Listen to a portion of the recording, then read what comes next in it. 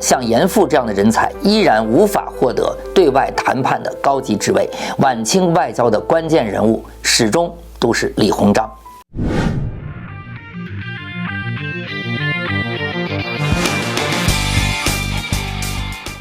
就在日本如饥似渴地了解世界的时候，中国对近在咫尺的日本却表现出了惊人的漠视。即便到了公元1870年代，中国对日本还是提不起什么兴趣。负责培训翻译的总理衙门既不培训日文翻译，也不聘请日本专家，更不出版关于日本的资料。那时候去过日本的中国人真是屈指可数，其中呢有个叫罗森的，曾经给美国海军准将佩里当过翻译，还有一些中国商人在长崎或者横滨做买卖的时候短暂停留过。这些人虽然记录了在日本的街头见闻，但对日本的政治、经济、社会情况实在是知之甚少。后来呢，日本在外国的压力下开放了更多口岸，中国商人的活动范围从长崎扩大到了横滨。可是即便如此，清政府还是没打算系统地收集日本的信息。这种对培养涉外事务专家，特别是日本事务专家的冷淡态度，和日本形成了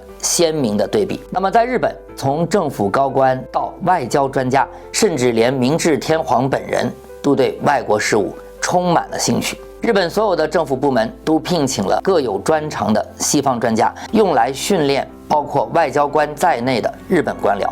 在高峰期，公元1874年，在日本工作的外国顾问超过800人，他们的薪水竟然占到了日本国家预算的1/3。公元1877年，清廷官员去日本设立公使馆的时候，惊讶地发现日本外交官已经完全采用欧洲的外交程序和礼节，这和中国的情况真是天壤之别。说到明治天皇呢，他继位时呢还是在学习阶段，资深官员以他的名义议定国事。他一生中学习了日本史、中国儒家经典、中国历史、欧洲君主政策，还有时事。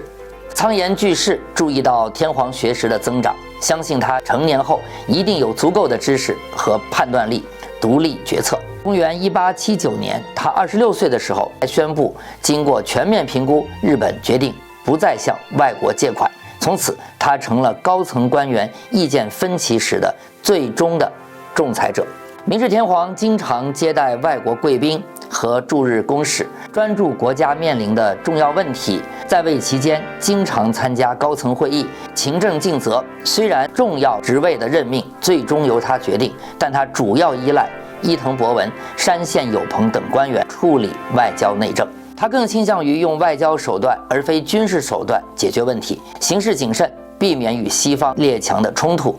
以明治天皇名义签署的重要文件，比如明治宪法和教育敕语，一旦以天皇名义颁布，这些文件就带上了神圣的光环，减少了争议的可能。日本人认为明治天皇是初代天皇神武天皇的直系后裔，这种连续性使他的地位特别高，足以与中国的皇帝平起平坐。公元1887年，光绪帝给明治天皇送信，自称大清大皇帝，称对方为大日本大皇帝。这是中国首次正式承认两国皇帝的地位平等，日本为此非常高兴。明治政府呢一成立呢就设立了外国官，公元1869年改名为外务省，开始招募和训练外交专家。重大的外交决策需要由明治天皇批准，但实际决策者是5位资深的官员。其中3位呢是仓研使节团的副使，第4位森有礼在伦敦留学过，是首任日本驻美的外交官。第5位山县有朋考察过欧洲的军事制度。这5人都是武士出身，但并非高级武士家庭，全靠个人能力获得了提拔。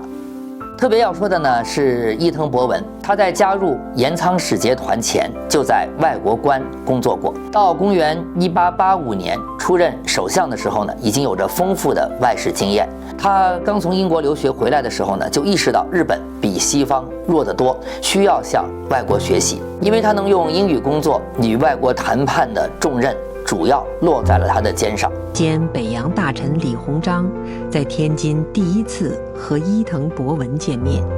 公元1885年，中日签署了天津会议专条，和公元1895年的甲午战争后签署的马关条约时，都是李鸿章的谈判对手。李鸿章十分强硬，